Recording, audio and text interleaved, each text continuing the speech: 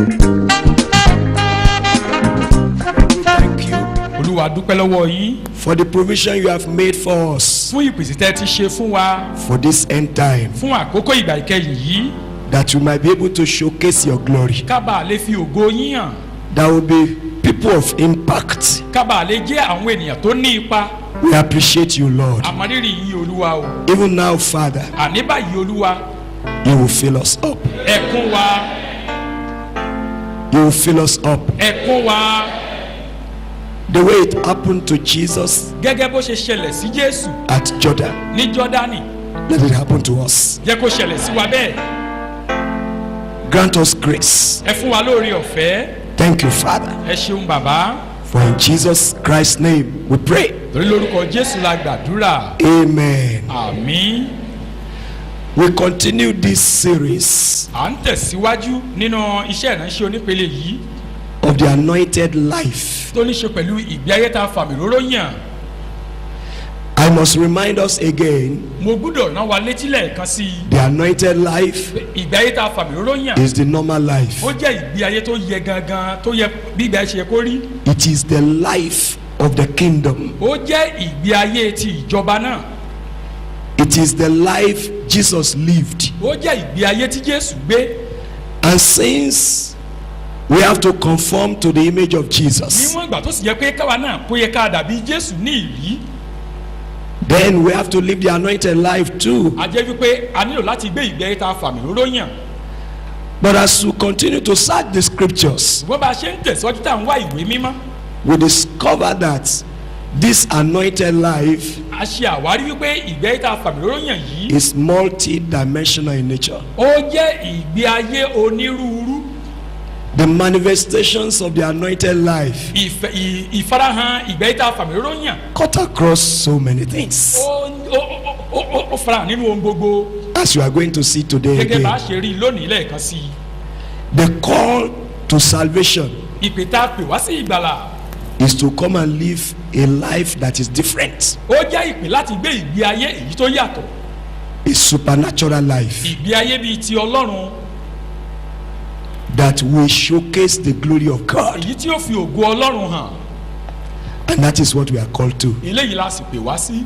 Today, Lónìí we will see that a ó rí i pé if a man is anointed, tí ènìyàn tá a bá fi àmì róró yàn án he will make impact, yóò ní ipa, visible impact, ipa tó ṣe é fojú rí. that people will notice him. Èyí jẹ́ pé àwọn èèyàn wọ́n lè ṣàkíyèsí rẹ̀ From today, láti òní lọ. in the name of Jesus Lórúkọ Christ, Jésù Kristi, you will become noticeable. ẹ ó jẹ́ táwọn èèyàn mọ̀, You will become noticeable. ẹ jẹ́ ní tí àwọn èèyàn mọ̀. Being noticeable that we are talking about Káwọn èèyàn ó mìíràn tá à ń sọ nípa rẹ̀ yìí is not for show, kì í kàn ṣe pé fún àṣehàn o, but to demonstrate something. ṣùgbọ́n láti ṣe àfihàn ohun kan ni. Jesus said, Jésù wí pé a house that is built on the hill ilé tí a bá kọ́ sí orí òkè cannot be hidden. kò lè farasin. By virtue of our redemption, Nípa ìràpadà wa, we are like that house a dàbí ilé yẹn that is built on the hill, èyí tá a kọ́ sórí òkè. and so Nítorí náà we cannot be hidden. a ò lè farasin. But the way this will come to be Ṣùgbọ́n ọ̀nà tẹ́lẹ̀ yóò gbà rí bẹ́ẹ̀. is through the manifestation of the Spirit of the living God Ó jẹ́ in our lives. nípa ìfarahàn ẹ̀mí Ọlọ́run nínú ayé wa. People struggle to be noticed today. Àwọn èèyàn á máa làkà pé káwọn èèyàn sá lè mọ̀ wọ́n lónìí. They want to be significant. Wọ́n fẹ́ jẹ́ ènìyàn tí ẹni tá pé èèyàn mọ̀ pé èèyàn ńlá kan ni. People are seeking recognition today, Àwọn èèyàn ń wá pé káwọn èèyàn mọ̀ àwọn lónìí. but you don't seek recognition. Bẹ́ẹ̀ yóò kí wá pé káwọn èèyàn mọ̀ yẹn. When you are living the normal life, Nígbà téèyàn bá ń gbé ìgbé ayé bó ṣe yẹ kó rí, you will be noticed. àwọn èèyàn mọ̀ ọ́. And I want you to live the normal life, Mo sì fẹ́ kẹ́ ẹ gbé ìgbé ayé bó ṣe yẹ kó rí. because Jesus lived the normal Torí life. pé Jésù náà gbé ìgbé ayé bó ṣe yẹ kó rí. He was packaged for the normal life Apalẹ̀ rẹ̀ mọ́ fún ìgbé ayé tó yẹ. to be noticed Kábàá yẹ pé káwọn èèyàn ó lè mọ̀ ọ́. and to make impact. Àti pé kó tó lè la ipa.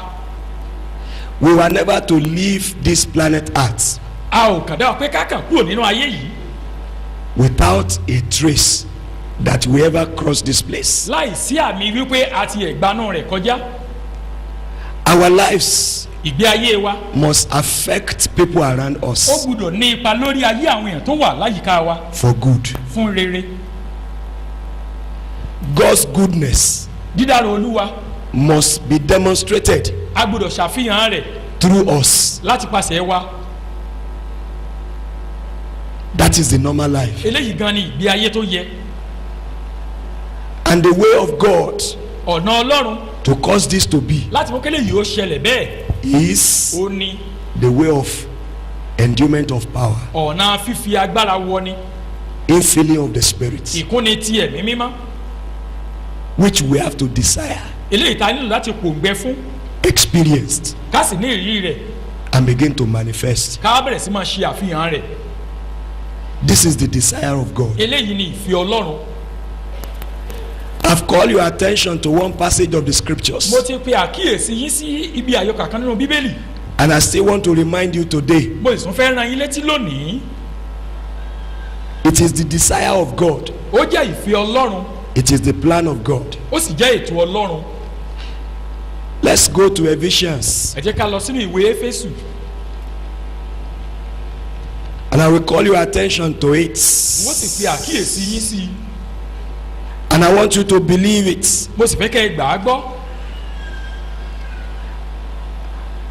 Until this become feasible in an increasing measure in our lives. àgbà tí eléyìí tó bá tó di ohun tí a fojú rí tó sì ń pọ̀ sí lójoojúmọ́ nínú ayé wa We have not gotten there. àti ìdébẹ̀ o. That was what happened to Jesus, eléyìí ló ń tó ṣẹlẹ̀ sí jésù that the scripture testified. tí ìwé mímọ́ sì jẹ́rìí sí. Look at Ephesians chapter 3. ẹ wo ìwé éfésù orí kẹta. Brother Paul was praying for the Ephesian church. arákùnrin paul ń gbàdúrà fún ìjọ tó wà ní éfésù. Verse 19. ẹsẹ̀ ìkọkàndínlógún. Let me tie it to verse 18 for understanding.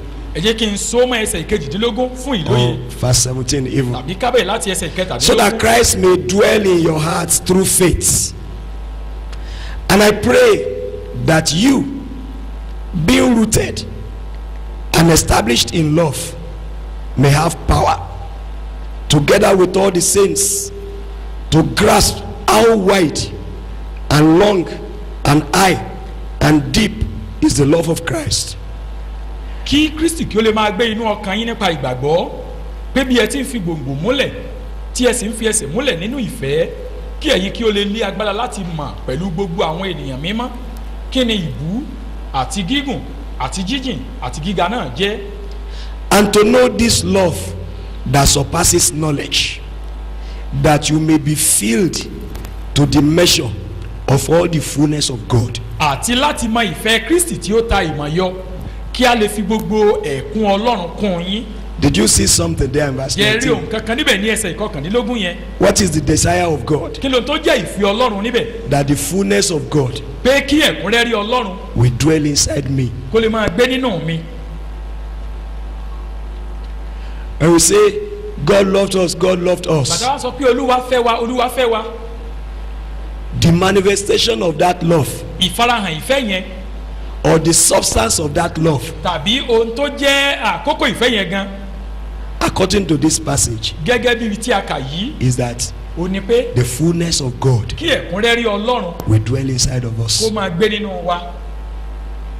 How wonderful will it be báwo ni ó ṣe gbayì tó if the fullness of God dwells in us? tí ẹ̀kúnrẹ́rí ọlọ́run bá ń gbé nínú wa.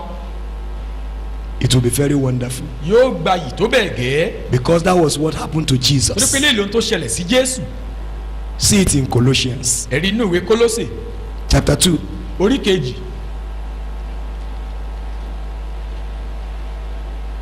verse 9. ẹsẹ̀ ìkẹsàn-án. For in Christ all the fullness of the deity lives in bodily form. nítorí pé nínú kristi ní gbogbo ẹ̀kún ìwà ọlọ́run ń gbé lé ara ìyára. Did you hear that? jẹ́gbọ́ eléyìí What makes Jesus Jesus? ohun ohun tó mú kí Jésù jẹ́ Jésù is that as you see him walk around the street of Galilee everywhere, ó ní pé bó ṣe ń rìn káàkiri gbogbo ìgboro Jerusalem níbi gbogbo the fullness of God was in him. ẹ̀kúnrẹ́rẹ́ Ọlọ́run ń bẹ nínú rẹ̀. Everything that God is ohun gbogbo tí Ọlọ́run jẹ́ was in Jesus. ó wà nínú Jésù.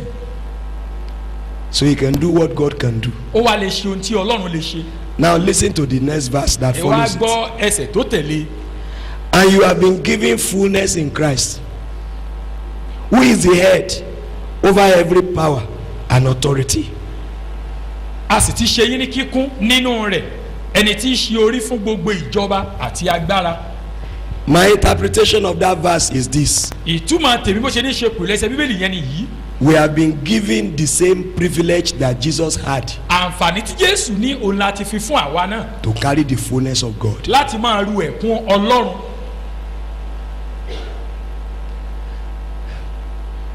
Many a times lọ́pọ̀ ìgbà in our false humility nínú ìrẹ̀lẹ̀ ìké wa and in our lack of understanding, àti àìlóye wa we say, how can man carry the fullness of God? a máa ń wò wípé bó o wá ní ènìyàn lẹ́nu ni ó ṣe wá máa gbé ẹ̀kúnrẹ́rẹ́ Ọlọ́run tí ò ní wà bí Ọlọ́run. We have to respect God. a nílò láti bọ̀wọ̀ fọ́lọ́run o. But you see, ṣùgbọ́n ẹ rí God Ọlọ́run that we are trying to pity tẹ́ pé à ń kàánú rẹ̀ decided òun gangan ló pinnu by himself fúnra rẹ̀ that his fullness wípé ẹ̀kúnrẹ́rẹ́ òun should be in us. pé kó máa gbénú wa. Then what is our own? kí wá lè yọnu tiwa. Are you hearing what I'm saying? jẹ́ ń gbọ́ ohun tí mò ń sọ bí. God, Ọlọ́run without anybody counseling him, láì jẹ́ pé ẹnikẹ́ni gbà nímọ̀ràn in his majesty, nínú ọlá ńlá rẹ̀ in his sovereignty, nínú títóbi jùlọ rẹ̀ decided ó pinnu that this creature that is called man, wípé ẹ̀dá tá à ń pè ní ènìyàn yìí I want my fullness to be in him. mo fẹ́ kí ẹ̀kúnrẹ́rẹ́ mi kó máa gbé nínú rẹ̀. That is the final. eléyìí gan sì ni òpin ọ̀rọ̀. Did you hear the angel protest? ǹjẹ́ rí káwọn áńgẹ́lì kan sọ pé àwọn ọ̀gbà bí? No. rárá o. That is God's desire for me. eléyìí And ni yourself. ìfẹ́ Ọlọ́run fún mi àti fún ìwọ gan. We have to key into this understanding. a nílò láti ní ìlóye lè ká sọra pọ̀ mọ́. And then our lives will change. ayé wo wà yí padà.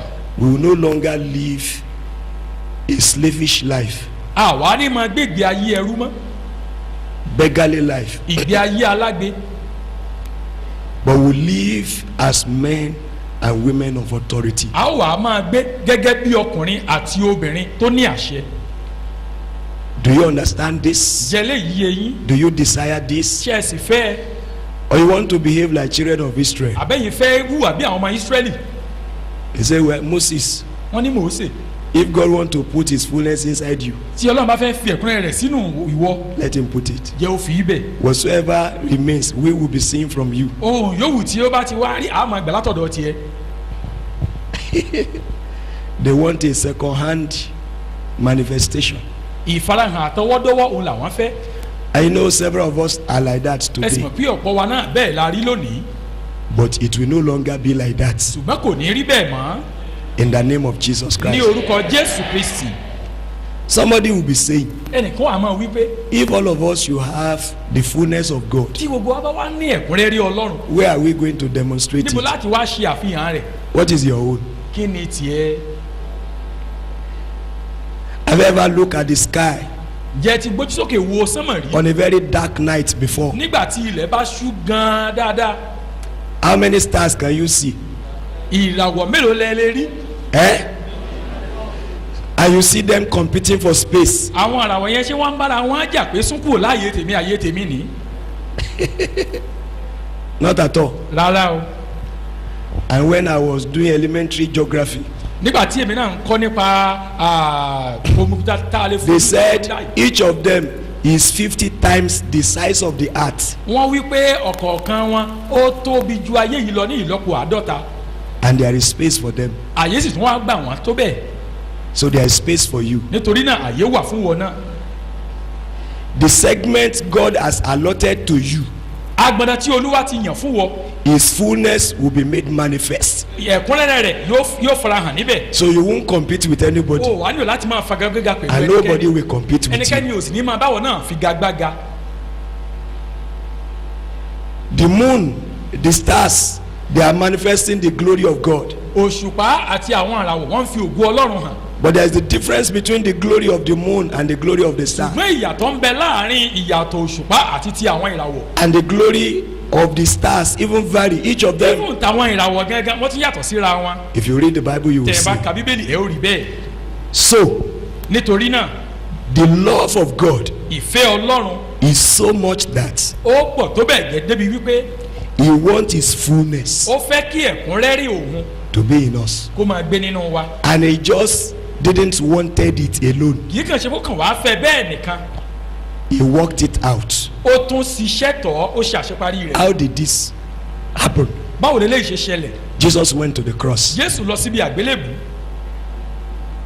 All the beatings that you heard about concerning Jesus, gbogbo pàṣẹ gbọ́ wípé ó jẹ every torturing àti gbogbo ìyà tí a fi jẹ́ is for one thing, nítorí òǹkan ni.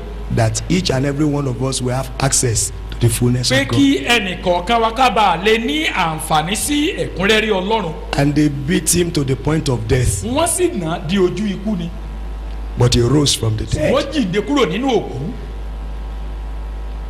When He rose from the dead, nígbà tó sì jíǹde kúrò nínú òkú it is a signal to us ó jẹ́ àmì fún wa pé that the assignment has been completed. iṣẹ́ náà ó ti ṣe láṣeparí. We can have the fullness of God. àwa lè ní ẹ̀kúnrẹ́rẹ́ ọlọ́run báyìí. He said, all power, both on earth and heaven, is ó wí given pé unto gbogbo me. agbára ọlọ́run àti láyé òun láti fi fún mi.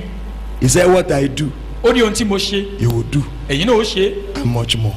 ẹ̀ tún wá tún ṣe jù bẹ́ẹ̀ lọ. Did you hear that? ǹjẹ́ ẹ gbọ́ eléyìí. This is the plan of God. eléyìí ni ètò ọlọ́run. And so today, nítorí náà lónìí we will come to that understanding, a ó wá sí ìlóye yẹn. and we will connect that ability a ó sì ní ìsopọ̀ pẹ̀lú agbára yẹn. that will make us very, very impactful. èyí tí ó mú ká lè la ipa dáradára. And that impact will be noticeable, ipa yóò sì jẹ́ tí àwọn èèyàn lè rí. and people will talk about it. àwọn èèyàn ó sì sọ nípa rẹ̀. We will not be talking about it. àwa kọ́ la á máa sọ nípa rẹ̀. Jesus was not talking about it. Was He talking about it? jésù ò máa sọ nípa rẹ̀ àbó ń sọ. But people say, hey, ṣùgbọ́n àwọn èèyàn wí pé even the soldiers, àní àwọn ọmọ ogun gan this is the Son of pé God. eléyìí ni ọmọ ọlọ́run o. People have been mesmerizing you. àwọn tẹ́ pé wọ́n ti ń tutọ́ sí ọlá tán ti ń yọ sùn They tètè will sí come ọ. to say, wọn ó padà wá wí pé this is the Son of God. eléyìí ni ọmọ ọlọ́run. Those students that have been protesting, àwọn akẹ́kọ̀ọ́ tí wọ́n ti ń sọ pé àfẹ́ àgbáni they will soon demand for you again. àwọn ní òtún wa máa bèrè wọ́n máa wá ọ. Pay, please return. He is our best teacher that we can see. eléyìí gan ni olùkọ́ tó dára jùlọ tá a ní ẹ dá padà wá fún wa. When God's fullness is activated in you nígbà tí ẹ̀kúnrẹ́rẹ́ ọlọ́run tó bá bẹ̀rẹ̀ sí ní ṣiṣẹ́ nínú rẹ by His Spirit. nípa ẹ̀mí rẹ̀. We have been looking at David as our case study, a ti ń wo dáfídì gẹ́gẹ́ bí àpẹẹrẹ wa. and we confirm that in Jesus, a sì ń fìdí èyí múlẹ̀ nínú jésù. because David is no longer the perfect example. torí pé dáfídì kì í ṣe àpẹẹrẹ tó pé mọ́. Jesus is the perfect example. jésù ni àpẹẹrẹ tó pé. But the reason why we are looking at David fún ìdí tá a fi ń wo dáfídì. is because he's a mortal man like us. ó ní wípé ó jẹ́ ènìyàn ẹlẹ́ran bíi tiwa. So if we see Jesus and say, "Kile to expect," is Jesus now. tàbárí jésù ẹ̀ ń kàn sọ pé ṣebí jésù ni kílẹ̀ tó ń retí. But what about David ṣùgbọ́n báwo wá ni ti dáfídì and some others like him? àti àwọn àmìràn bíi rẹ̀. So let's quickly read Luke chapter 4, nítorí náà ẹ jẹ́ ká yára wo ìwé lúùkù orí kẹrin verse 14 ẹsẹ̀ ìkẹrìnlá and 15, àti ìkẹẹ̀dógún. to see that when a man is connected to divine ability, láti rí i pé nígbà tí ènìyàn bá ní ìsopọ̀ pẹ̀lú agbára ọlọ́run he will make impact yóò la ipa that will be visible, èyí táwọn èèyàn ó lè rí and people will talk about àwọn it. èèyàn ó sì sọ nípa rẹ̀. Where we use the word famous there, a lo ọ̀rọ̀ tá a pè ní òkìkí níbẹ̀ Because that is the language of men torí pé eléyìí ni èdè tèèyàn that will make us to quickly grasp what we are tí yóò mú talking ká tètè about. ní ìlóye ohun tí à ń sọ nípa rẹ̀. The Bible says Jesus returned to Galilee in the power of the Spirit, and news about him spread through the whole countryside. He was teaching in their synagogues, and everyone praised him. bíbélì wípé jésù sì fi agbára ẹ̀mí padà wá sí gálílì òkìkí rẹ̀ sì kàn kálẹ̀ ní gbogbo agbègbè tí ó yíká ó sì ń kọ́ni nínú sínágọ́gù wọn à ń yìn ín lógo láti ọ̀dọ̀ gbogbo àwọn ènìyàn wá. And when we look at 1 Samuel chapter 18, tí a bá sì wo ìwé sámúẹ́lì kínní orí ìkejìdínlógún we want to quickly peep into David's life again. a fẹ́ yára yọjú wo inú ìgbé ayé dáfídì lẹ́ẹ̀kan sí If what we said is correct, pé bóyá ohun tí a sọ ó jẹ́ òótọ́ and it is correct, òtítọ́ sì ni because that is the scriptures. nítorí pé èyí gan ni ìwé mímọ́. Are you in 1 Samuel chapter 18 now? ṣé o ti dé ìwé sámúẹ́lì kínní orí kejìdínlógún báyìí. Can we read from verse 5? ẹ jẹ́ ká kà á láti ẹsẹ̀ ìkarùn-ún. Whatever Saul sent him to do, David did it so successfully that Saul gave him a high rank in the army. This pleased all the people and Saul's officers as well. dáfídì a sì máa lọ síbi kíbi tí sọ́ọ̀lù rán a máa hùwà ọlọ́gbọ́n sọ́ọ̀lù sì fi í jẹ olórí ogun ó sì dára lójú gbogbo àwọn ènìyàn àti pẹ̀lúpẹ̀lú lójú àwọn ìránṣẹ́ sọ́ọ̀lù.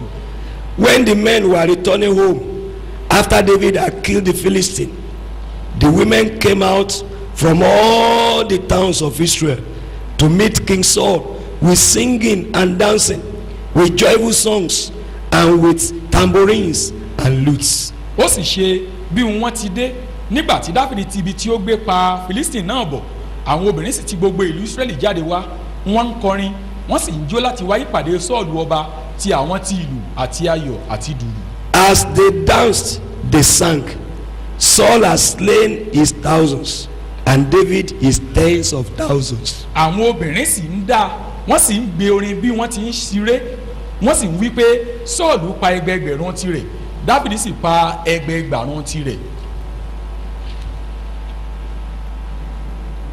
God set David apart ọlọ́run ya dáfídì sọ́tọ̀ by his spirit, nípa ẹ̀mí rẹ̀ and from that day láti ọjọ́ náà lọ everything David put his hand to do, ohun gbogbo tí dáfídì dá ọwọ́ rẹ̀ lé he was successful. ó ń ṣe àṣeyọrí. In 1 Samuel chapter 16, nínú ìwé sámúẹ́lì kínní orí ìkẹrìndínlógún you will see how the spirit of the Lord came upon him. ẹ ó rí bí ẹ̀mí olúwa ti bà lé. Look at verse 13. ẹ wo ẹsẹ̀ ìkẹtàlá. So Samuel took the horn of oil and anointed him in the presence of his brothers, and from that day on the spirit of the Lord came upon David in power. Samuel then went to Ramah. nígbà náà ni sámúẹ́lì mú ìwo òróró ó sì fi yà á sí ọ̀tọ̀ láàrin àwọn arákùnrin rẹ̀ ẹ̀mí olúwa sì bà lé dáfídì láti ọjọ́ náà lọ sámúẹ́lì sì dìde ó sì lọ sí rámà. Before this time, ṣáájú àkókò yìí whoever knew David? ta ló mọ òkòló dáfídì? Nobody. kò sí o. Even in his own house, nínú ilé rẹ̀ gan-an when they were thinking of getting somebody to be a king, nígbà tí wọ́n ronú pé ta ni yóò jẹ́ ọba his father never considered him to be a candidate. bàbá rẹ̀ ò tiẹ̀ rò lẹ́ẹ̀mejì pé bóyá ọmọ yìí ó tiẹ̀ lè jẹ́ ọ̀kan lára ó lè jẹ́ nìkan. You can see the highest level of his obscurity. ẹ lè rí bí ayé rẹ̀ bó ṣe sá pamọ́ táyì nìkan kò tiẹ̀ mọ̀ ọ́n tó. Very, very obscure. ìgbé ayé rẹ̀ pamọ́ tó bẹ́ẹ̀ gẹ́. It takes Samuel to ask, ó pè fún samuel láti béèrè you don't have any other child? ṣé o ò tún ní ọmọkùnrin mi ìmọ̀ ni. The first response of Jesse is finished. ìdáhùn tí jésù kọ́kọ́ filẹ̀ ni pé àwọn ti tán. You mean you don't have any other son ó sì again? lérò pé o ò ní ọmọkùnrin mi ìmọ̀. That's why we now say, there is one somewhere in the bush there. bẹ́ẹ̀ ló wá wí pé ọmọ tún sẹ́kù ọ̀kan báyìí ń bẹ nínú igbó. Bàbá wa ń sọ̀rọ̀ ọba. But if we are talking about king, irú tí ẹni yẹn kọ́ la mọ̀ sọ it's ẹja not máa bọ́rọ̀ wa it's lọ. not the time. Let's just continue our discussion. But Samuel said, Ṣùgbọ́n Samuel wí pé we will not sit down ní jókòó until this man títí comes. tí ọmọ yìí ó fi dé. And when he came, Nígbà tó sì dé, the Bible said Bíbélì wí pé he was anointed, a fi àmì òróró yàn án, and the Spirit of the Lord came upon him. ẹ̀mí Olúwa sì bà lé, And from that àti day, láti ọjọ́ náà lọ, the canopy of obscurity agbádá pé káwọn èèyàn ó tiẹ̀ mọ̀mọ́ tó wà lọ́rùn rẹ̀ tẹ́lẹ̀, was blown away. a fà á ya kúrò. Every garment of obscurity today will be torn Gbogbo asunder. agbádá pé má jẹ́ káwọn èèyàn má mọ̀ ọ́, a fà á ya lónìí. It shall be torn asunder. Gbogbo rẹ̀ fà á ya. You will not need complimentary card again, O ní nílò pé ìwé pélébé pé ibi tẹ́mi náà wà ibi tí mo ti ń ṣiṣẹ́ lélẹ́yìí. because with all the complimentary card, Torí pé pẹ̀lú pé gbogbo òwe pé èmi ni ẹni tí mo jẹ́ ẹni tí mo ń ṣe ni mo ti ń ṣiṣẹ́ rèé. how many people have given you contract? Èèyàn mélòó ló ti wá gbé iṣẹ́ fún ọ? All the resume, the CV that you are carrying everywhere, Gbogbo ìwé tó kọ́ńpà rẹ pé ẹni tí mo jẹ́ ni tí mo lè ṣe ní tó pín káàkiri. they look at it, Wọ́n yẹ̀ wò, they just put it aside. wọ́n kàn sọ ẹgbẹ́ kan ni. Today, Lónìí, something will happen to you. ohun kan ó ṣẹlẹ̀ sí ọ. They will be the one asking for your CV. Àwọn ni ó máa wá béèrè pé ẹ fún wa níwèé rẹ. Do you know that they ask for CV Ǹjẹ́ ẹ mọ̀ pé wọ́n á máa béèrè fún ìwé èèyàn? unsolicited? Láì jẹ́ pé yẹn gangan ló lọ bẹ̀bẹ̀ pé ẹ dákun tèmi rèé. As small as I am, I've experienced that several times. Kéré tó yìí mo ti ní ìrírí rẹ̀ lọ́pọ̀lọpọ̀ ìgbà. 3 conferences said, send your CV to us. Àjọ Come and be ìpínlẹ̀ our mẹ́ta conference, wọ́n sọ wípé, secretary. àní ẹ sá fi ìwé bẹ́ẹ̀ ṣe jẹ́ ẹ fi ránṣẹ́ sí wa afẹ́kẹ́ wa jẹ́ ààrẹ àjọ ìpínlẹ̀ wa. But you see, Ṣùgbọ́n that is not the way. That is not the call. eléyìí gan kọ́ ni ìpè náà. I'm using that to illustrate Mo ń lo èyí láti ṣe àpẹẹrẹ that people will begin to ask for your CV. wípé àwọn èèyàn bẹ̀rẹ̀ sí máa béèrè pé ẹ fún wa ń They will be wèé. looking for you. Wọ́n máa wá ọ kiri. They will be looking for you Wọ́n máa wá ọ kiri. because the hand of Jehovah will be upon your life. Nítorí pé ọwọ́ Olúwa yóò wà lórí ayé rẹ. They said, no, Wọ́n wí pé there is somebody. rárá o, ó tún kú ẹnìkan. And David was anointed. A sì fàmì òróró yẹn Dáfídì. Forget about the oil they put there. Ẹ gbàgbé nípa òróró tí wọ́n fi síbẹ̀. That one is not needed again today. A nílò eléyìí mọ́ lónìí. Take your heart away from oil. Gbé ọkàn rẹ kúrò lára Because òróró. somebody will say, and I didn't bring oil today. Ẹnìkan wà wípé àìmí ọmọ mú òróró kankan wá lónìí. You are no longer David. Ìwọ kò ò tó ṣe Dáfídì mọ́. Eh? Is your name David? Àbórúkọ rẹ Dáfídì ló ń jẹ́. You don't need that again. O nílò èyí mọ́. What you needed has been done Ohun tó o nílò àti ṣe é, on your behalf. àti ṣe nítorí rẹ. And that is the difference between David and Jesus. Eléyìí sì ni ìyàtọ̀ tó wà láàrin Dáfídì àti Jésù. Did you see anybody pour oil on Jesus? Jẹ́ ẹnikẹ́ni tó da òróró lé Jésù lórí. For him to be who he's supposed to Fún un be? láti jẹ́ ẹni tó yẹ kó jẹ́. Not at all. Rárá o. The only time was Àkókò when somebody was honoring him. ó ní ìgbà tí ẹnìkan kan fi òróró tó fi ń bu ọlá fún un. The woman so much esteemed Jesus. Obìnrin yìí ṣe ló gbé Jésù gẹ̀gẹ̀ tó So bẹ́ẹ̀ what will gẹ́. I do for Pé kí wọ́n ní this? wọ́n ṣe fún. And it's worth it. Bẹ́ẹ̀ ni Jésù náà sì yẹ fún un.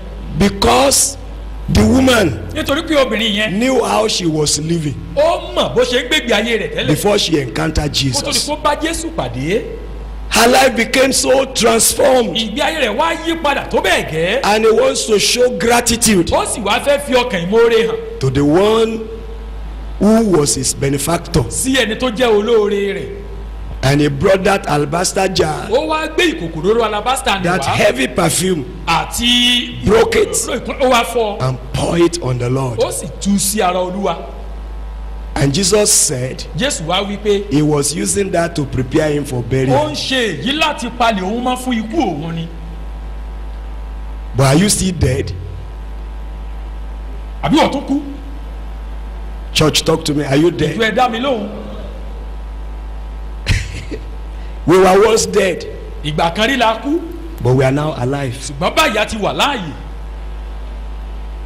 death occurs, ikú ṣẹlẹ̀, ikú ṣẹlẹ̀ but resurrection took place ṣùgbọ́n again. àjíǹde náà tún ṣẹlẹ̀. I'm carrying a resurrected life now. ìyè tá a ti jíǹde lèmi ń rù kiri báyìí. I died. mo kú I was buried with Jesus, a sin mí pẹ̀lú Jésù but I rose with him ṣùgbọ́n mo jíǹde pẹ̀lú rẹ̀ victoriously, ní ìṣẹ́gun not to die anymore. àní tí wò tó ní kú mọ́. This body àgọ́ ara yìí will go back to where it comes yóò from, padà síbi tó ti wá. but the real me inside, pé èmi gangan tó ń jẹ́ èmi I gangan will live forevermore wọ́n now. máa wà láàyè títí láì. So I don't need that oil again. nítorí náà n ò nílò òróró yẹn mọ́. Do you understand now? ǹjẹ́ lè yí ọ bí?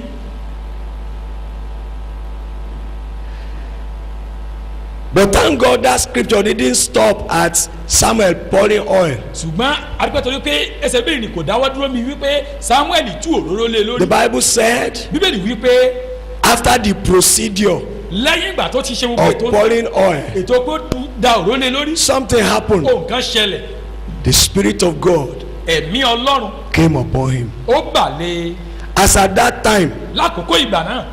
the way to make the body of David ready ọ̀nà láti palẹ̀ àgọ́ Dáfídì mọ́ is to put the sacred anointing oil upon ó him, ní láti fi òróró mímọ́ láti fi tú lé lórí to consecrate him láti yà á sí mímọ́ to be holy unto the kó Lord. fi jẹ́ pé kó jẹ́ mímọ́ sí Olúwa. But today, ṣùgbọ́n lónìí a new way of righteousness has been revealed to ọ̀nà us. òdodo titun mìíràn a ti fi hàn fún wa. Faith in the gospel. ìgbàgbọ́ nínú ìyìn rere. Look at it. wò ó Romans chapter 1. ìwé Róòmù orí kìíní. I'm digressing on this because a lot of things are happening today. mò ń yàbàrá síbi eléyìí torí pé ọ̀pọ̀ nǹkan ló ń ṣẹlẹ̀ lónìí. And several of us, because we don't read the Bible, ọ̀pọ̀ nítorí pé a kì í sì ka Bíbélì. they are making a sport of us. wọ́n kàn fi wá ṣẹlẹ́yà ni. Wọ́n fi wá ṣe jẹ. wọ́n fi wá ṣe ìjẹ. Romans chapter 1 verse 16 and 17. ìwé Róòmù orí kìíní ẹsẹ̀ ìkẹrìndínlógún àti kẹtàdínlógún. I'm not ashamed of the gospel, because it is the power of God for the salvation of everyone who believes, first for the Jew, then for the Gentile. For in the gospel a righteousness from God is revealed, a righteousness that is by faith from first to last, just as it is written, the righteous will live by faith. nítorí èmi kò tijú ìrere Kristi nítorí agbára Ọlọ́run ni sí ìgbàlà fún olúkúlùkù ẹni tí ó gbàgbọ́, fún Júù ṣáájú àti fún eléni pẹ̀lú, nítorí nínú rẹ̀ li òdodo Ọlọ́run hàn láti ìgbàgbọ́ dé ìgbàgbọ́, gẹ́gẹ́ bí a ti kọ ọ́ pé ṣùgbọ́n olódodo yóò wà nípa ìgbàgbọ́. We are sanctified by faith in Jesus a Christ. ti yà wá sí mímọ́ nípa ìgbàgbọ́ nínú Jésù Olúwa. The blood that is shed ẹ̀jẹ̀ tó ta sílẹ̀ is the propitiation for our ó sin, ní ètùtù fún ẹ̀ṣẹ̀ wa. and so we are cleansed. nítorí náà a ti mọ́. And as we continue to apply the word of bí a sì him ṣe ń again, tẹ̀síwájú láti ṣe àmúlò ọ̀rọ̀ we rẹ̀ are being a sanctified. tún ń sọ wá di mímọ́. John 15:3, Jesus said, ìwé Jòhánù orí kẹẹ̀ẹ́dógún ẹsẹ̀ kẹta bí Jésù wí pé you are holy now, ẹ̀yin mọ́ nísinsìnyí sanctified now, ẹ di mímọ́ because of the word. nítorí ọ̀rọ̀. That's why you can't do away with the word of ó God. jẹ́ pé o ò lè ṣe nǹkan kan láì sí ọ̀rọ̀ Ọlọ́run. I thought the Bible say you are holy now because oil was poured on mo you. lérò pé Bíbélì ó wí pé ẹ̀yin mọ́ nísinsìnyí torí pé a ti da ọ̀rọ̀ lé yín lórí. In John chapter 17 verse ìwé 17, Jòhánù orí ìkẹtàdínlógún ẹsẹ̀ ìkẹtàdínlógún. says sanctify them with ó the ní truth. sọ wọ́n di mímọ́ nínú òtítọ́. Your word is the truth. òtítọ́ ni ọ̀rọ̀ rẹ. In Ephesians chapter 5 ìwé Éfésù orí karùn-ún verse number 27, ẹsẹ̀ ìkẹtàdínlọ́gbọ̀n. the Bible talks about washing of water by Bíbélì the sọ word. nípa ìwẹ̀nùmọ́ ti omi nípa ọ̀rọ̀. So as you study the word of God nítorí náà bí ẹ ṣe ń ka ọ̀rọ̀ Ọlọ́run and you apply it to your ẹ life, sì ń ṣe àmúlò rẹ̀ nínú ayé yín. Christ is formed in you Jésù Kristi à ń ṣẹ̀dá rẹ̀ nínú yín. and you are rendered holy. bẹ́ẹ̀ là ń sọ yín di mímọ́. Praise the Lord. ẹ̀yin Olúwa. So they anointed David, nítorí náà Dáfídì tá a fàmì róró yàn. and the Spirit of the Lord came upon him. afọ̀mùlóyìn dáfídì ẹ̀mí olúwa sì balẹ̀. From that day, láti ọjọ́ náà lọ. the yoke of obscurity was broken. àjàgà wípé káwọn èèyàn mọ̀ mọ́ káyé rí o sọ. I prophesy into your life today, mo wá sọtẹ́lẹ̀ sí ayé rẹ in the lónìí. name of Jesus Christ ní of orúkọ Nazareth, jésù kristi ti násárẹ́tì. as you connect with the anointing of the Holy Spirit, pẹ̀lú ìfọ̀mùlóyìn ti ẹ̀mí your mímọ́. yoke of obscurity is broken. àjàgà káwọn èèyàn mọ̀ mọ́ ni ó já. So the Bible said, bíbélì wá wípé because of the Spirit of the Lord that came upon him, nítorí ẹ̀mí olúwa tó balẹ̀ he was given ability, a fi agbára fún un. the ability, agbára to the extent that débi wípé whatever he does, ohun yòówù tó bá ṣe he was successful in it. ó ń ṣe àṣeyọrí nínú rẹ̀. Who will not want to relate with a successful táwa ni man? ò ní fẹ́ bárú ẹni bẹ́ẹ̀ tán. Look at that's chapter 18, ẹ wo orí kejìdínlógún yẹn verse 5. ẹsẹ̀ ìkarùn-ún. Whatever Saul sent him to do, ohun yòówù tí sọ́ọ̀lù bá rán láti lọ ṣe. David did it so successfully dáfídì a máa ṣe é ní àṣeyọrí that Saul gave him a high rank débi pé sọ́ọ̀lù fi jẹ olórí ogun in the army. láàrin àwọn ọmọ ogun. This pleased all the people eléyìí sì dá lójú gbogbo àwọn ènìyàn and Saul's officers as well. àti pẹ̀lú lójú àwọn ìránṣẹ́ If you sọ́ọ̀lù. look at that verse closely, tẹ́ a bá wo ẹsẹ̀ yìí ní àwòdójú. whatsoever Saul sent him to do, ohun yòówù tí sọ́ọ̀lù bá rán lọ ṣe from today, láti òní lọ. whatsoever you begin to do, ohun yòówù tó bá bẹ̀rẹ̀ sí ní ṣe you will be successful in ó it. máa ṣe àṣeyọrí nínú rẹ̀. The ability with which you will doing things perfectly in order agbára tó fi máa ṣe gbogbo ní àṣepé ó will ti be fẹ́ kó ní released into your life. yóò di jíjọ lọ́wọ́ sínú ayé rẹ̀. Whatsoever he was sent to do, ohun yòówù tá a bá náà pé kó lọ ṣe he did it successfully. ó ń ṣe é ní àṣeyọrí. Oh, the Bible says so successfully. ó ń ṣe é ní àṣeyọrí tó bẹ́ẹ̀ gẹ́. The Bible said again, bíbélì tún wí pé Saul gave him a high rank sọ́ọ̀lù ó wá fún un ní oyè ńlá láàrin àwọn ọmọ in ogun the army. láàrin àwọn ọmọ ogun. In the name of Jesus ní Christ, orúkọ jésù kristi násárẹ́tì your high rank is released to you. ipò gíga rẹ̀ á dọ̀ ọ́ lọ́wọ́ fún ọ. No, they use rank in army. pé wọ́n máa ń lo ipò àbí ìpele ipò nínú àwọn ọmọ. Whatsoever terminology ohun yòówù tí ìbá jẹ́ èdè tó túmọ̀ sí in your own establishment, níbi tí wọ́n ti ń ṣiṣẹ́ tàbí iṣẹ́ tó in ń your ṣe own career, tàbí inú iṣẹ́ rẹ among your contemporaries, láàrin àwọn ojúgbà rẹ you are lifted higher. a gbé ọ sókè ga You are released to a ladder a jọ ọ lọ́wọ́ sí ibi àkàsọ̀ that is taking you to the peak èyí tó ń gbé ọ lọ sí òkè of téńté what God intended for your àní ohun life. tí ọlọ́run ní fún ayé rẹ. You are not meant for the lowest rung of the ladder. Ọlọ́run ò dá ọ pé kó o kàn máa jẹ́ náà You are supposed to be the head òkè orí ló yẹ kó o jẹ́ and never the tail. àní kó o má jẹ́ ìlú. The reason is that ìdí ni the wípé fullness of God is there. ẹ̀kúnrẹ́rẹ́ ọlọ́run bẹ And níbẹ̀. whatsoever you ohun do, yòówù tó bá sì ṣe it will be so successful. yóò máa jẹ́ àṣeyọrí. When you see somebody nígbà tẹ́ bá rí ẹnìkan doing things so tó ń successfully, ṣe ẹnìkan ní tó ń ṣe nǹkan láṣeyọrí tó bẹ́ẹ̀ gẹ́ why will he not be noticed? èyí ṣe túbọ̀ bí ò wá ní di mímọ̀. 10 people did the same thing, èèyàn mẹ́wàá ṣe nǹkan náà but this particular man, ṣùgbọ́n ẹnìkan yìí when they consider his nígbà own, tí wọ́n ṣe àgbéyẹ̀wò they tiẹ̀ looked at it wọ́n wò ó from head to toe. látòrí désàlẹ̀ They say this one is unlike wọ́n ní eléyà kò dàbí The ti other nine. àwọn yòókù. from today. láti òní lọ In the name of Jesus Christ, lórúkọ jésù kristi because of God's ability that will be released into your nígbà life, tí ọlọ́run tá a jọ lọ́wọ́ sínú ayé rẹ you will be so successful. ó jẹ́ aláṣeyọrí tó bẹ́ẹ̀ gẹ́ You will be so successful. ó ṣe àṣeyọrí tó bẹ́ẹ̀ gẹ́. So this assembly will be assembly of successful people. àṣeyọrí yóò wá jẹ́ In the name of Jesus Christ. lórúkọ jésù kristi. You know, I'm not just making you to feel good. n ò kàn máa dá yín lára yá o. I'm speaking by the mandate of the Lord God Almighty. ó ń sọ̀rọ̀ nípa àṣẹ ọlọ́run ni. Because heaven will be open above you. torí pé ọ̀run lórí rẹ yóò ṣí. Whatsoever you do it so successfully. ṣe ó máa ṣe ní àṣeyọrí. You will no longer be a failure. o ní jẹ́ oníkàkùn. You will no longer be a o disappointment. ní jẹ́ ẹni tí ó kùnà mọ́. They say erect this pillar. wọ́n ní ẹ bá wa mọ òpó yìí. The pillar that's supposed to stand perpendicularly ó like tó wá this. yẹ kó dúró lóru. And it's standing like this. ó wá dagun. Now, if you are looking for bricklayer, tẹ́ ẹ bá tún wá ń wá bíríkìlà. that is the type of person you will ṣé look wẹ́lẹ̀ for. ilẹ̀ òtún wá lọ.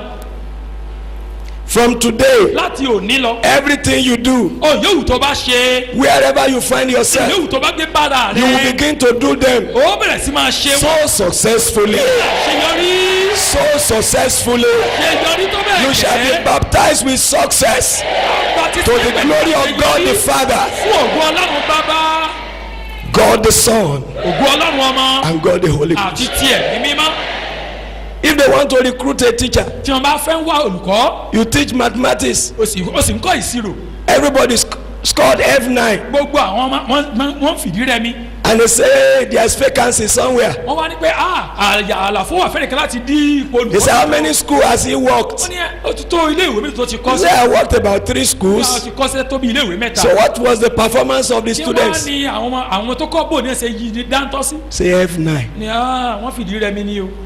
He has been robed with F9 wọ́n ti dá aṣọ ìfìdí and rẹmi is wọ̀. passing it across every student that comes his way. They don't have any choice, they must score F9. By the word of the Lord today. nípa ọ̀rọ̀ Olúwa lónìí.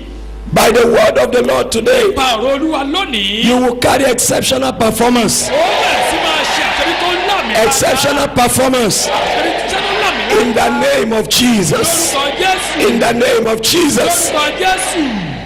And your success will be contagious. àṣeyọrí rẹ̀ ó sì bẹ̀rẹ̀ sí máa rìn. Everyone that passed through you, ẹni yòówù tó bá gba ọ̀dọ̀ rẹ kọjá. they shall be successful. àmọ́ náà wọ́n máa ṣe àṣeyọrí. They will be successful. wọ́n jẹ́ aláṣeyọrí. They must be wọ́n successful gbọ́dọ̀ ṣe àṣeyọrí. in the name of Jesus ní orúkọ Christ. Jésù. Because you will not be everywhere. nítorí pé àní lè wà níbi gbogbo. We will have to duplicate and multiply a nílò ourselves. láti ṣe ẹ̀dá So ara wa. everyone nítorí náà that comes across us, yòówù tó bá they will bá wa become pàdé, agent of success ó di aláṣeyọrí by the word of the Lord. nípa ọ̀rọ̀ Olúwa. Every minister that comes to worship here, ọgbọ́n ìṣe ọmọ you will be a great success. ẹ jẹ́ aláṣeyọrí. All of you seminarian here, I speak into your life today. You will be a great success. Your ministry will prosper. Your ministry will prosper in the name of Jesus Christ. orúkọ Jésù Kristi. Wherever you are located, yòówù tẹ́ bá Christ will be seen in your life. Your ministries will be exceptional in the name of Jesus. Hallelujah. hallelujah. Glory to God. ògo ni fún Ọlọ́run.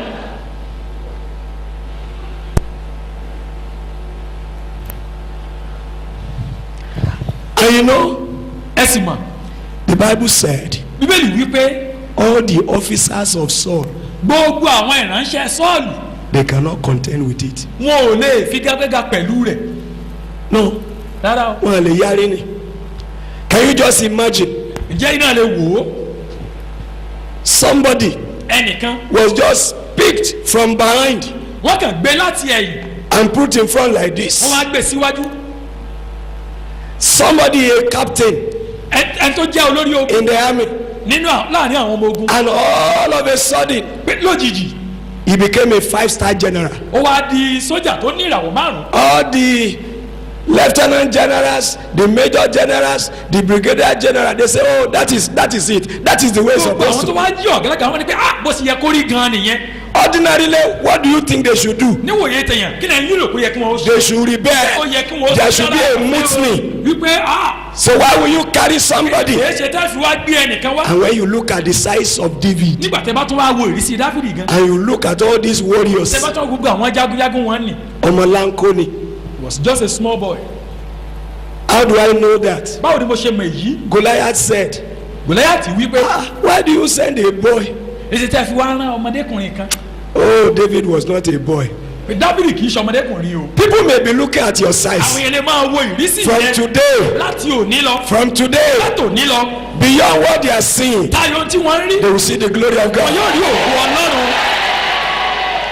This promotion that is arranged for you, ìgbéga tí à ń ṣètò fún ọ yìí. nobody will be able to contend with it. ẹnikẹ́ni ò ní lè yarí. The Bible said bíbélì wípé all officers of Saul, gbogbo àwọn ìránṣẹ́ Sọ́ọ̀lù. they said no, it's okay. wọ́n ní ó dáa bẹ́ẹ̀. This promotion is perfect. ìgbéga yìí ó There- fẹ́ bó ṣe kó no, ní we don't have anything against àti it. nǹkan kan lòdì sí. Where were they níbo ni wọ́n wà. when Goliath was blasting everybody? nígbà tí Gòláyàtì tó ń bú gbogbo wọn tó ń halẹ̀ mọ́ wọn. Because they don't have solutions, nítorí pé wọn ò ní ojútùú. then they don't have any word against you. nítorí náà wọn ò ní ọ̀rọ̀ kankan sí ọ. From today, láti òní lọ. those who doesn't have solution, àwọn tí ò ní ọ̀nà they will not have a word against ò ní you. lè sọ̀rọ̀ kan lòdì sí ọ. They will have a word against ò you. ní lè sọ̀rọ̀ kan lòdì sí ọ. In the name of Jesus Christ. lórúkọ Jésù Kristi. In the name of Jesus lórúkọ Christ. Jésù Kristi. No matter what they want to say, ó yóò tí wọn bá fẹ́ they sọ. just have to fall in line. wọ́n kàn sá gbà bẹ́ẹ̀ ni. They will fall in ó line. gbà bẹ́ẹ̀ ni o. You know, some people write petition. jẹ́ pé àwọn kan wọ́n á máa kọ̀wé ẹ̀sùn Write mọ́ni. petition, petition, wọ́n kọ petition. ìwé ẹ̀sùn mọ́ni. Say, wọ́n kọ́ where lọ́pọ̀lọpọ̀. did he came from? pé níbo ló ti lọ. No, rárá o. we are not accepting this Àgbà one. o. This man came from heaven to earth. ẹnì yìí wọ́n àtọ̀ ló ti wá sáyé ti ẹ̀. That was happened to Jesus, ẹ̀kọ́ tó ṣẹlẹ̀ sí Jésù nìyẹn. and that was what happened to the ó disciples. ṣẹlẹ̀ sí àwọn ọmọ ẹ̀yìn. Say that these people are on school. yí wọn kàwé. Somebody there, don't cry to you. But just keep your mouth shut. They have been with Jesus. wọ́n ti wà pẹ̀lú Jésù ní o. So ẹ panu mọ́. from today, láti òní lọ. that will be the response of men. eléyìí yóò jẹ́ ìjà àwọn ènìyàn. That will be the response of yóò men. jẹ́ ìjà àwọn ènìyàn. In the name of Jesus, lórúkọ Jésù. we have to change this world. a gbọ́dọ̀ yí ayé yìí We have padà. to change this city. a gbọ́dọ̀ yí ìlú yìí We padà. have to change this denomination. a gbọ́dọ̀ yí ìjọ ní We have to change everywhere, everywhere, everywhere. ibi gbogbo padà. And we are going to do it a ó sì ṣe é by the reason of God's grace nípa orí ọ̀fẹ́ upon our lives. lórí ayé wa. From today, látòní lọ. you will arise. ó dìde. No one will be able to ẹnikẹ́ni contend. ò ní lè gbà. Nobody will be able to contend. ẹnikẹ́ni ò ní lè dojú. In the name of Jesus. lórúkọ Jésù. Say, when did he graduate? nígbò ló jáde léèwé gan. You now take him from High Court to come and be a Supreme Court judge. When did he ẹ wá graduate? gbé e láti ilé ẹ. From ilé ẹjọ́ today, pé kó wá jẹ. In the mighty name of Jesus, lórúkọ I Jésù. prophesy into your life. tẹ́lẹ̀ sínú ayé. Accelerated. Lift him up. ìgbéga tó ga. When did he get his PhD? dégbò ló di ọ̀mọ̀wé gan. They are now saying he's to be a professor. ẹ wá ní pé. He met us here. He met us here. Say, they even say they want to make him vice chancellor. wọ́n jẹ̀ ní wọ́n sọ dìgí wa ní ẹ̀kọ́ gíga. Listen to me. gbọ́ mi. By the word of the Lord, nípa ọ̀rọ̀ Olúwa. there's acceleration today. ìgbéga ó jẹ́ kókó That lónìí. no one will be able to fault. tí ẹnikẹ́ni ò ní lè. In the mighty name of Jesus.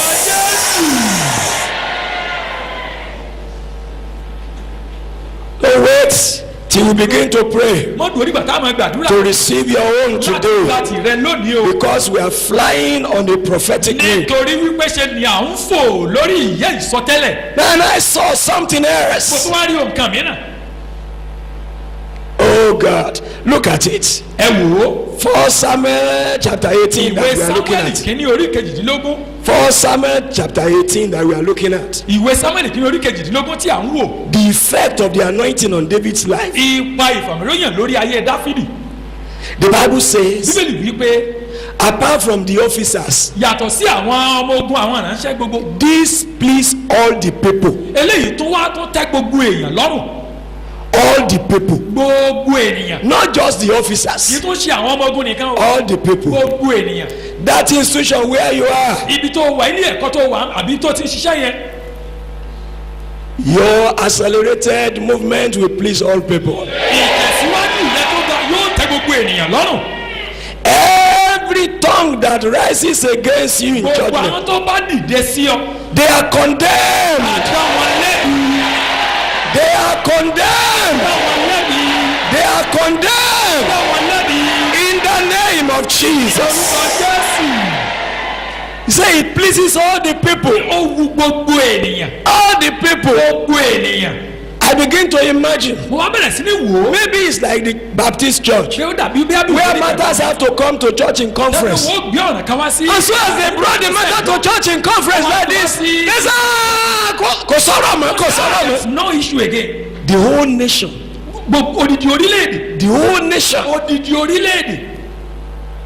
It pleases them. ó tẹ́ wọn lọ́rùn. From today, láti òní lọ. your life ayé rẹ. will begin to please yóò bẹ̀rẹ̀ sí máa wú. the greatest of all your critics. àní àwọn tó jẹ́ alátakò rẹ tó ga jùlọ. In the name of Jesus Christ. lórúkọ Jésù Kristi. People who have made themselves critics. àwọn tó ti sọ ara wọn di ẹ tó ń sọ̀rọ̀ òdì sí ni. From today, láti òní lọ. from today, láti òní lọ. in the name of Jesus Christ, lórúkọ Jésù Kristi. their power of criticism is broken. agbára ìtakò wa ó di fífọ́. They will not be able to fault anything about your wọn life. ò ní lè rí àríwísí kankan sọ sí ọmọ. They may gather together in their thousands, wọ́n lè péjọ ní ẹgbẹẹgbẹ̀rún but wọn. the Lord is not in their midst. wọn Ọlọ́run ò sí láàrin wọn. They are defeated already. àti ṣẹ́gun wọn náà. And because they are defeated, torí pé àti ti ṣẹ́gun wọn. their words ọ̀rọ̀ wọn carries no authority again. kò ní àṣẹ kankan nú mọ́. All the people were pleased. ó wu gbogbo ènìyàn. I saw something else. mo tún rí nǹkan mìíràn. The women, àwọn obìnrin and you know them. ẹ sì mọ̀ wọ́n.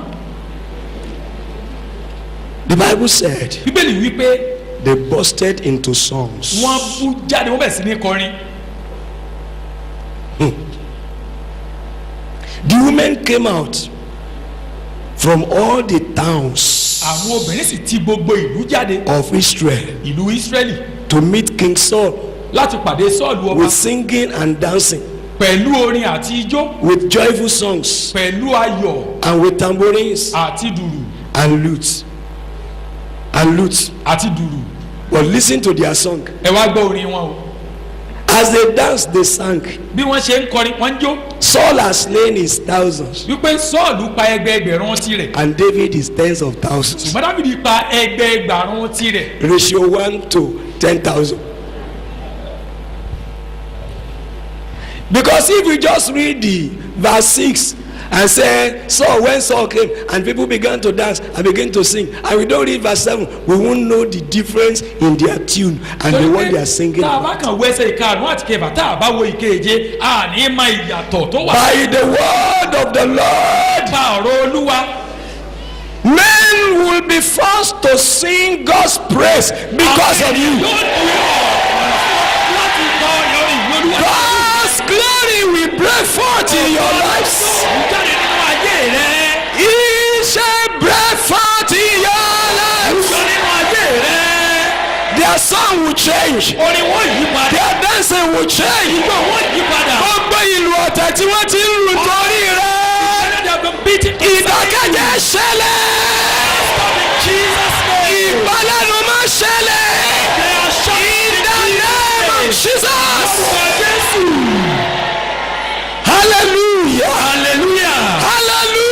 Hallelujah. In the family house, nínú ẹbí they have been singing songs of conspiracy. wọ́n ti ń kọrin ọ̀tẹ̀. All your siblings, they are against you. ìyá rẹ wọ́n ta By the word of the Lord today, lónìí. there is a reversion. ìyípadà ṣe They will yet praise God because of ọlọ́run nítorí rẹ. Remash Katepos. Holy Ghost, thank you. ẹ̀mí mímọ́ ẹ ṣeun. So they sang and danced. wọ́n wá kọrin bẹ́ẹ̀ wọ́n sì jó. They danced. wọ́n jó. Thousands. They came from all towns. wọ́n wá láti ìlú gbogbo. Your impact will spread ipa rẹ yóò tàn kálẹ̀ to every nook and corner. lọ sí gbogbo kọ̀rọ̀kọ́ndú gbogbo. And men àwọn ènìyàn will glorify God because wọ́n of sì you. yan ọlọ́run lógo nítorí rẹ. Paul said, when they heard, they glorify God because of me. Paul wípé nígbà tí wọ́n sì gbọ́ wọ́n yan ọlọ́run lógo nítorí rẹ. Today, in the name of Jesus, lórúkọ Jésù people shall glorify God àwọn èèyàn yan ọlọ́run lógo. endlessly because of àní you. wọ́n yan ọlọ́run lógo títí láì torí rẹ.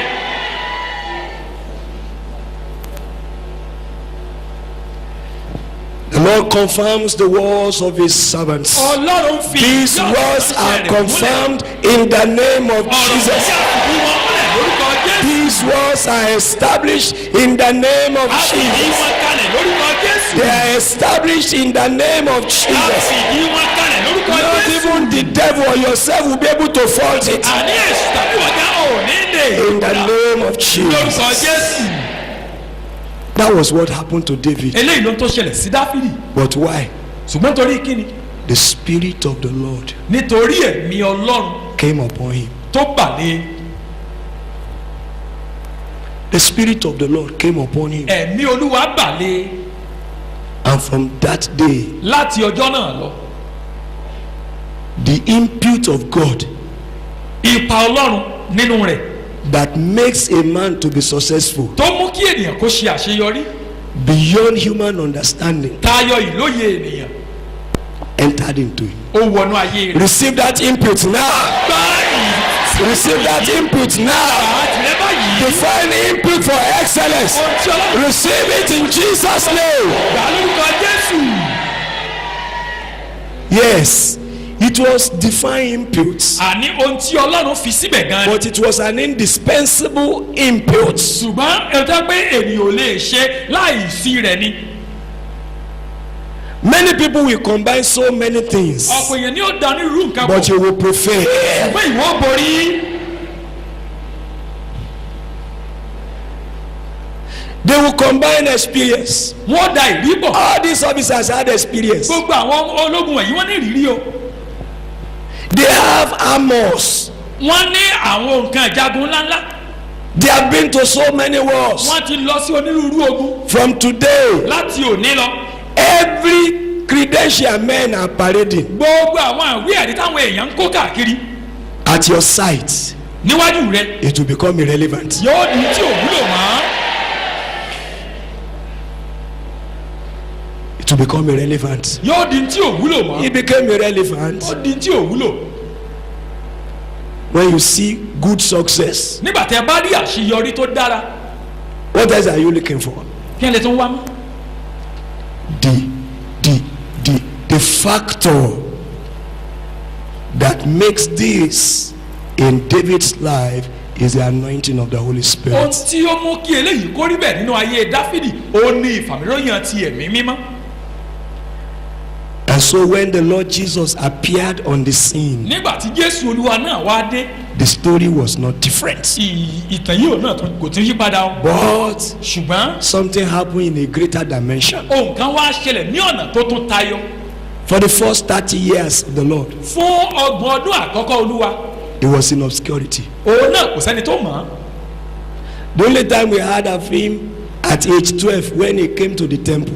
ìgbà tí wọ́n kọ́ gbọ́ nípa ẹ̀ náà ni ìgbà tó wà lọ́wọ́ ọdún 12 nígbà tó wọnú tẹ́ḿpìlì lọ. But after that time, ṣùgbọ́n lẹ́yìn ìgbà náà ọgbọ́n nǹkan kan mọ́. but in the fullness of time, ṣùgbọ́n nígbà tí àkókò kíkún dé when he is to enter into the purpose for which God has called him. nígbà tó yẹ fún wọn láti dẹ́sẹ̀ wọnú ète tí Ọlọ́run ní fún un. In chapter 3 of Luke, nínú ìwé Lúùkù orí 3 something happened to him. ohun kan ṣẹlẹ̀ sí i. And that is what is necessary to happen to you today. eléyìí ló ń tó sì yẹ kó ṣẹlẹ̀ sí wọn náà lónìí. Luke chapter 3. ìwé Lúùkù orí 3 I want to read from verse mo 21. fẹ́ bẹ̀rẹ̀ sí ní kà láti ẹsẹ̀ ìkọkànlélógún. When all the people were being baptized, Jesus was baptized too. And as he was praying, heaven was opened, and the Holy Spirit descended on him in bodily form like a dove. And a voice came from heaven, "You are my son, whom I love, with whom I am well pleased." Now Jesus himself was about 30 years old when he began his ministry. He was the son, so it was thought, of Joseph, the son of Heli. nígbà tí a sì baptisi àwọn ènìyàn gbogbo tán ó sì ṣe abaptisi Jésù pẹ̀lú bí ó ti ń gbàdúrà ọ̀run ṣí sílẹ̀ ẹ̀mí mímọ́ sì sọ̀kalẹ̀ sí orí rẹ̀ ní ẹ̀wù àdàbà ohùn kan sì ti ọ̀run wá tí ó wí pé ìwọ ni àyànfẹ́ ọmọ mi ẹni tí inú mi dùn sí gidigidi. Jésù tìkára rẹ̀ tó bí ẹni ìwọ̀n 30 ọdún ó jẹ́ bí a ti fi pè é ọmọ Jósẹ́fù tí í ṣe ọmọ Élì. Now, look at it properly. ẹ wá wò dáradára. There were several people there. ọ̀pọ̀ ènìyàn ló wà níbẹ̀ o. They came for baptism, wọ́n wá fún ìrìbọmi. and Jesus was baptized too. a sì baptisi Jésù náà pẹ̀lú. But you see, ṣùgbọ́n ẹ rí o. the experience differs. ìrírí ó sọ̀tọ̀ọ̀tọ̀. So after baptism, lẹ́yìn ìrìbọmi the Bible says bíbélì wípé he was praying, ó ń gbàdúrà and then heaven opens. ọ̀run wá ṣí. When the heaven opens, nígbà tí ọ̀run ṣí the Holy Spirit descended on him, ẹ̀mí mọ́ bà lé and a voice came from heaven. ohùn kan wá ti ọ̀run wá. You are my son, ìwọ ni ọmọ mi whom I love, àyànfẹ́ ọmọ mi with whom I am well pleased. ẹni tí inú mi dùn sí gidigidi. We wouldn't have known àbámọ̀ tí mọ̀ o that something unusual began to happen in Jesus' life wípé ohun kan tó jí àròtọ̀ ó bẹ̀rẹ̀ sí ní ṣẹlẹ̀ nínú ayé Jésù. until we got to that chapter 4. àgbà tá a dé orí kẹrin yẹn You see, they were listing the genealogy of Jesus. wọ́n sàn dárúkọ àwọn baba ńlá Jésù ní. May you never just be listed for nothing. kọ́lọ̀ mọ́kànjọ́ kékeré yọ̀ọ́ kàn máa dárúkọ rẹ lásán. They were just listing them. wọ́n kàn dárúkọ wọn ní listing wọ́n them. dárúkọ wọn. You see, when you read, I think Genesis chapter 4, bàtẹ́ bá ka ìwé you will Genesis see a list of men orí ìkarùn-ún wọ́n kàn dárúkọ gbogbo wọn tí wọ́n kún bẹ́ẹ̀ ni without anything. láì sí kankan tí wọ́n gbé And sí. this one gave birth to Lamech. And lẹ́ẹ̀kan bí Lámẹ́kì married 2 wives. Lámẹ́kì náà sì fẹ́yàwó méjì. And in fact, Methuselah, Mètúsẹ́là gan 969 years. ó tiẹ̀ fẹ́ẹ̀ pé ẹgbẹ̀rún ọdún. Ọlọ́run má jẹ́ wáyé káyé o. may I not just come 969 years. And the only thing that was said, okay, and he died. oúnjẹ kan sọ ń pa ẹ̀ náà ni wípé ó sì kú. You know, many of us, religion has decking our head. ǹjẹ́ mọ̀ bí ọ̀pọ̀ wa ẹ̀sìn ti fọ́ wa lórí. And we just keep on waking up every day, àákàn sáà ń sùn àjí ojoojúmọ́ náà. go to bed, a lọ sùn padà. wake up, a tún jí. go to bed, a tún sùn. wake up, a tún jí. and nothing. kò sì sí nǹkan. It's a bad life. ìgbé ayé tó burú ni. I prophesy into your mo life. sọ tẹ́lẹ̀ sínú ayé rẹ. Every day of your life will matter. gbogbo ọjọ́ ayé rẹ o ní ó dáadáa. Every day of your life will matter. gbogbo ọjọ́ ayé rẹ o ní ó Every week of your life will matter. gbogbo ọ̀sẹ̀ ìgbé ayé rẹ. Every month of your life will matter. gbogbo ọjọ́ yẹn ni ó ṣe Every year you spend on earth will matter. tó bá tẹ̀ láyé In the name of Jesus. orúkọ Jésù. If you spend 1 minute with people, it will tó o bá lo matter. ìṣẹ́jú kan pẹ̀lú àwọn ènìyàn yóò ṣe pàtàkì. The Bible says Jesus went about bíbélì wá wípé Jésù lọ káàkiri and he was doing good. ó sì ń ṣe rere. They were listing all those genealogy. wọ́n sì ń dárúkọ gbogbo àwọn babaláwọn nìní. They say history is good. History. ìtàn náà ó dáa. Any history that does not transform anybody is a ìtàn waste yòówù story. tí ò bá ti yí ìgbé ayé ẹnìkan padà ìtàn lásán ni. And so the Bible said, bíbélì wá wípé you know, he came from Galilee ẹ mọ̀ pé ó ti Gálílì wá ni o and he returned. ó sì padà. From wherever you came from ibi today, ìyówù tó o bá gbé wá síbí lónìí you are not returning empty. ó padà lọ mọ́ lófìfo. Jesus never returned empty. Jésù ò padà lọ lófìfo. The Bible said bíbélì wípé he returned in the power of the Spirit. ó padà lọ nínú agbára ẹ̀mí mímọ́. And there was a comma àmì ìdánidúró díẹ̀ wá wà ńbẹ̀. and there was a conjunction. bẹ́ẹ̀ ni àmì ìsopọ̀ kan náà tó wá tẹ̀lé And tá a pè ní àti. between that comma láàárín àmì ìdánidúró díẹ̀ yẹn and the and there, àti ọ̀rọ̀ tá a tún pè ní àti. there were events. onírúurú nǹkan ló ṣẹlẹ̀ o. The Bible said, and news about him spread through the whole countryside. bíbélì wípé òkìkí rẹ̀ sì kàn kálẹ̀ ní gbogbo agbègbè tí ó yíká. If there were no events, tí ò bá sí pé àwọn nǹkan kan ṣẹlẹ̀ ni would the news spread? ṣé ìròyìn rẹ̀ ó tàn kálẹ̀. Eh? The power of God was upon him. agbára Ọlọ́run wà lórí ayé rẹ̀. And he said, by this power, ó sì wípé nípa agbára I yìí have been commissioned a ti yàn mí to open the eyes of the blind, láti la ojú afọ́jú to set the captives free. láti tú àwọn òǹdè sílẹ̀. And he went about doing ó that. sì bẹ̀rẹ̀ sí ní ṣe bẹ́ẹ̀ kiri. And whenever he enters synagogue nígbà yìí tó bá wọnú sínágọ́gù and he opens the scroll like tó sì this, ṣí ìwé kíká báyìí The conclusion of the people is always ọ̀run táwọn èèyàn kan sọ káàdì ẹ̀ náà ni wípé this one. eléyìí His teaching is different. ìkọ́ni tiẹ̀ yàtọ̀. He was not teaching like the teachers of the law. òun ò máa kọ́ni gẹ́gẹ́ bí àwọn olùkọ́ni òfin. He wasn't teaching like the scribes. kò máa kọ́ni bí àwọn akọ̀wé.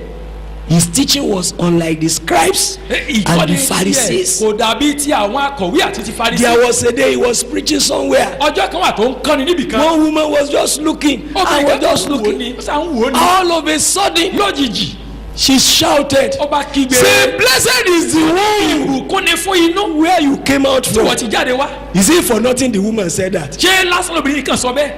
Eh?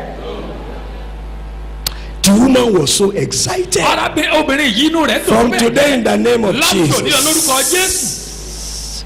Jésù. Because of grace that will be released upon your nítorí life, orí ọ̀fẹ́ tí olúwa yóò jọ̀ lọ́wọ́ sórí your ayé life rẹ̀. will provoke excitement. ayé rẹ̀ yóò rú ìsókè. Your life will not be boring to people again. ayé rẹ̀ ò ní sú àwọn ènìyàn mọ́.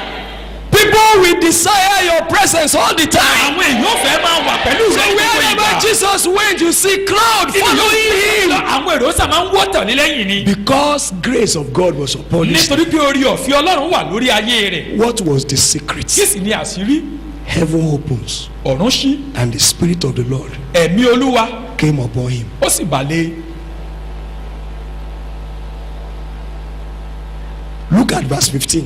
ẹ wo ẹsẹ̀ ìkẹẹ̀dógún. He was teaching in their synagogues and everyone praised him. ó sì ń kọ́ni nínú sínágọ́gù wọn à ń yìn ín lógo láti ọ̀dọ̀ gbogbo àwọn ènìyàn. Everybody say everyone. gbogbo èèyàn wípé. Say it louder. Everyone. ẹnì kọ̀ọ̀kan. From today, láti òní lọ. your life ayé rẹ. will be a delight yóò jẹ́ tó. to everyone. gbogbo ènìyàn. You know, everyone is all inclusive. ǹjẹ́ mọ̀ wípé wọ́n sọ pé gbogbo ènìyàn kò sẹ́ni tí ò sí ń bẹ̀. Even people who doesn't want to hear you. àwọn tí ò tiẹ̀ fẹ́ gbóhùn rẹ gan. Everyone. ara gbogbo They ènìyàn. became part of everyone. wọ́n di ara gbogbo ènìyàn. We bring everybody together gbogbo ènìyàn today. la kójọ papọ̀ lónìí. Everyone will praise you. gbogbo ènìyàn ni ó yìn ọ́. Everyone will praise you. gbogbo ènìyàn ni ó yìn ọ́. You know, there are some people. ǹjẹ́ báwọn èèyàn kan wà. There's nothing you do. kò sóhun tó o lè ṣe o. It's okay. It's okay. But ṣùgbọ́n from today, láti òní lọ every but gbogbo ṣùgbọ́n is removed àmúkúrò in the name of Jesus. lórúkọ Jésù. Beloved of God, ẹ̀yin àyànfẹ́ Ọlọ́run. this is the anointed life. eléyìí ni ìgbé ayé tá a fàmì róró yàn. This is the type of life God wants us to live. irú ìgbé ayé tí Ọlọ́run fẹ́ ká gbé nìyí. This is why Jesus paid the price on the cross. ìdí tí Jésù fi san ìdíyelé lórí àgbélébùú. The reason why he was buried. ìdí tá a fi sin. The reason why he rose from the ìdí tó dead. fi jíǹde kúrò nínú òkú. And because he has risen from nítorí the pé sì dead, jíǹde kúrò nínú òkú. we have the access now. àti wá ní àǹfààní báyìí. He said, ó wí pé I will not leave you as an orphan. èmi ò ní fi í sílẹ̀ gẹ́gẹ́ bí ọmọ òrukàn. I have made a provision mo for ti you ṣe ìpèsè kan fún yín. that everything you do, bí gbogbo tẹ́ ẹ bá ṣe. you will be so successful in ẹ lè it. máa ṣe àṣeyọrí tó bẹ́ẹ̀ gẹ́ nínú wọn. Only tarry ẹ kàn dúró ni o. until títí fi di ìgbà tí you are connected. a so yín papọ̀. I don't know whatsoever you have been connected with, n ò mọ yòówù tẹ́ ti ní ìsopapọ̀ pẹ̀lú tẹ́lẹ̀. but today ṣùgbọ́n lónìí you will be connected with something else. ẹ ó ní ìsopọ̀ pẹ̀lú nǹkan mìíràn tó yàtọ̀. The ability of God agbára Ọlọ́run that comes by the Spirit èyí of tó God. máa ń wá nípa ẹ̀mí Ọlọ́run. The ability of God agbára Ọlọ́run that comes by the Spirit of God. tó ń tinú ẹ̀mí Ọlọ́run jáde wá. And the good news is that ìrọ̀yà náà sì ni wípé it is God that has promised it. Ọlọ́run ló ti ṣèlérí rẹ̀. He said, in the last days, ó wípé ní ìkẹyìn ọjọ́ I will pour my Spirit. wọ́n tú ẹ̀mí mi jáde. These are the last days. ọjọ́ tá a sọ yìí àwọn ní ìkẹyìn ọjọ́. And he said, ó wípé power will come upon you agbára yóò sọ̀kalẹ̀ lé ọ lórí when the Holy Spirit nígbà tí ẹ̀mí mímọ́ comes upon you. tó bá bà lé ọ. So, nítorí náà It is a gift ẹ̀bùn ni that Jesus paid the price for. èyí tí Jésù san ìdíyelé nítorí rẹ̀. Will you want to receive the gift? ó wá fẹ́ gba ẹ̀bùn náà báyìí. Do you want to be so successful so o fẹ́ ṣe àṣeyọrí tó bẹ́ẹ̀ gẹ́ that your impact tó fi jẹ́ pé ipa rẹ̀ will be for generations? yóò wà láti ìrandíran. Do you want that? ǹjẹ́ o fẹ́ eléyìí bí? What will you have to do? kí wọ́n á lọ ṣe. Jesus came down. Jésù sọ̀kalẹ̀ wá You must come down. ìwọ náà gbúdọ̀ sọ̀kalẹ̀ wá. I thought Jesus will just send to John the Baptist. mo lérò pé Jésù ó kàn ránṣẹ́ sí Jòhánù onítẹ̀bọmi. Hey, John the Baptist. wípé Jòhánù onítẹ̀bọmi. Ẹ̀gbọ́n ni yín o. Even though you are my elder brother, Ṣùgbọ́n but ẹ bá mi ní Galilee. meet me in Galilee. Ọlọ́run ò tó bẹ́ẹ̀. God does not I did not arrange it that way. He knew ó mọ̀ he must come down. pé òun gbúdọ̀ sọ̀kalẹ̀ wá. What is the implication of that coming kí down? wá ní eléyìí já sí kó sọ̀kalẹ̀ wá. Humble yourself. pé rẹ ara rẹ sílẹ̀ He was conceived of the Holy Spirit. láti pàṣẹ mímọ́ la fi lóyún rẹ̀. Eh? And everything was showing prophecy being fulfilled. gbogbo wọ́n sì fi hàn wípé àsọtẹ́lẹ̀ nípa rẹ̀ à ń mú un ṣẹ. But ṣùgbọ́n he learned humility ó kọ́ ìrẹ̀lẹ̀ and obedience. àti ìgbọràn Even though he was a son. bó tiẹ̀ jẹ́ pé ọmọ ni. Somebody must come down today. ẹnìkan gbúdọ̀ sọ̀kalẹ̀ lónìí. You must come down. ó gbúdọ̀ sọ̀kalẹ̀. Many a times we are too full of ourselves. lọ́pọ̀ ìgbà a kàn kún fún ara wa ni. Many a times we look at what people call us. lọ́pọ̀ ìgbà ohun táwọn èèyàn ń pè wá la máa ń wò. Many a times we look at past exploits. lọ́pọ̀ ìgbà àwọn iṣẹ́ akíntà ti ṣe sẹ́yìn la máa ń wò. Many a times we consider our certificates lọ́pọ̀ ìgbà ìwé ẹ̀rí wa òun là tó ń gbé yẹ̀wò. or where we did our apprenticeship, tàbí ibi tá a tiẹ̀ ti kọ́ṣẹ́ tí wọ́n ti kọ́ wa. the school we went. ilé ìwé tá a lọ. You must come down today. o gbúdọ̀ sọ̀kalẹ̀ lónìí o. Number 2, ìkejì Jesus did not lose concentration. Jésù ò sọ ìgbájúmọ̀ rẹ̀ nù. Everybody was there baptizing, gbogbo èèyàn ló wà bẹ́ẹ̀ tá a rí bọ́mí. but he knew why he came down. ṣùgbọ́n mọ ìdí tó fi sọ̀kalẹ̀ wá. And as soon as if John finished with him, ní kété tí Jòhánù sì parí pẹ̀lú rẹ̀ he started to pray. ó bẹ̀rẹ̀ sí ní gbàdúrà. You have to pray today. ìwọ náà ní láti gbàdúrà lónìí o. You have to pray. o nílò láti gbàdúrà. And it is not going to be a prayer of minus Satan plus Jesus. kì í sì ṣe àdúrà wípé èṣù jáde Jésù wọlé. It is a earnest, fervent prayer. àdúrà tó gbóná yẹn tá à ń fi ìtara gbà ni. Holding on to the promise of God like tí this. ènìyàn ń di ìlérí Ọlọ́run mú Say, ní Lord, it ṣíṣe. is you and me. wípé today. Olúwa ìwọ àtèmi ni lónìí o. You are the one who said, ìwọ ló sọ bẹ́ẹ̀. and here I am. èmi sì nìyí. I've come down. mo ti sọ̀kalẹ̀ o. Let my heaven be jẹ́ open. kí ọ̀run mi kó ṣí. And as he was praying, bó sì ṣe ń gbàdúrà his heaven was open. ọ̀run rẹ̀ ṣí. And power came upon him. agbára sì balẹ̀ And he left. ó sì lọ kúrò níbẹ̀. Will somebody want to pray today? ẹnìkan fẹ́ gbàdúrà lónìí. It is not the prayer of shout the name of Jesus 10 times. kì í ṣe àdúrà wípé kẹ́kọ̀ọ́ orúkọ Jésù nígbà mẹ́wàá. No. rárá o. It is a prayer of sincerity, àdúrà òtítọ́ tó tinú ọkàn jáde wá ni. backed by an unquenchable passion, èyí tó jẹ́ wípé ìpòǹgbẹ tí ohunkóhun ò lè pa ló tì í lẹ́yìn. zeal, ìtara willingness, àti ìfẹ́ readiness. àti ìṣetán. It is either this or nothing wípé today. àyàfi kó o fún mi lélẹ́yìí tàbí kí n má rí nǹkan míì má ni o. This is not a prayer you pray on the rock. You don't need that rock. You don't need àdúrà yìí to kọ́lé yẹn máa lọ gbà lórí àpáta ò tiẹ̀ nílò àpáta. Jesus said, go and lock yourself inside your room. Jésù wípé lọ ti ara rẹ mọ́ ìyẹ̀wù rẹ. You waste your time, you waste resources, kàn ń fi àkókò yín ṣòfò àti àwọn nǹkan níyìn. and you go there and contact demons again. ẹ tún wá tó lọ bẹ̀ ẹ tún lọ tó kọ́ ẹ̀mí èṣù. Instead of you to connect with the power of God, dípò kẹ́ ẹ ní ìsopọ̀ pẹ̀lú agbára Ọlọ́run.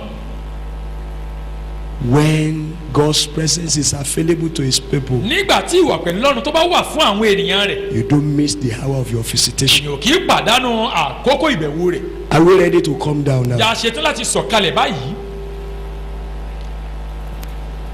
Do we see the need? ìjà rí ìdí. Do we believe the promise? ìjà sì gba ìlérí náà gbọ́. Is there a desire in our hearts? ṣé ìpòǹgbẹ ń bẹ nínú ọkàn wa?